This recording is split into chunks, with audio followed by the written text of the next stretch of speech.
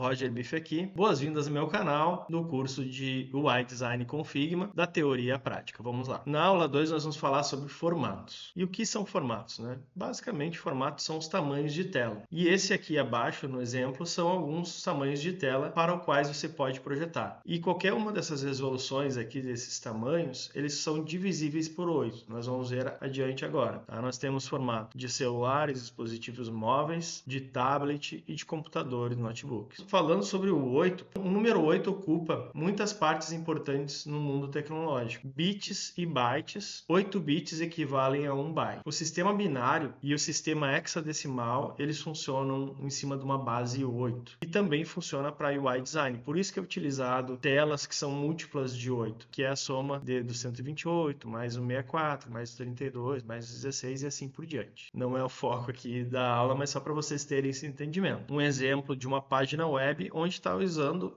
espaçamentos e escalas na estrutura de uma escala de 8 pontos. Né? Então aqui nós vamos ter espaçamento com 64 pixels, com 48 pixels e assim por diante. Isso vai trazer uma maior consistência. Aqui um exemplo mobile, de um dispositivo móvel, que também tem essa mesma escala de 8 pontos. Todos os elementos são em cima disso. E isso traz consistência, tá? E permite que seja consistente e compatível com os dispositivos móveis. De escala de 8 pontos, se torna mais fácil construir interfaces consistentes que sejam amigáveis ao toque, responsivas e que funcionem em qualquer tamanho de tela, do smartwatch à TV. Como peças de Lego, quando todas as margens, caixas delimitadoras e espaços seguirem essas regras, a interface do usuário funcionará como peças de Lego, tanto para o design visual quanto para o código, e os desenvolvedores mantiverem um Atomic Design, que a gente vai ver adiante, sempre em mente. Como eu falei, nós temos dispositivos capacitivos que respondem ao toque, e a área de toque, a Apple, né, que é uma precursora disso, foi ela que lançou, recomenda dots por polegada, né, pontos por polegada, então são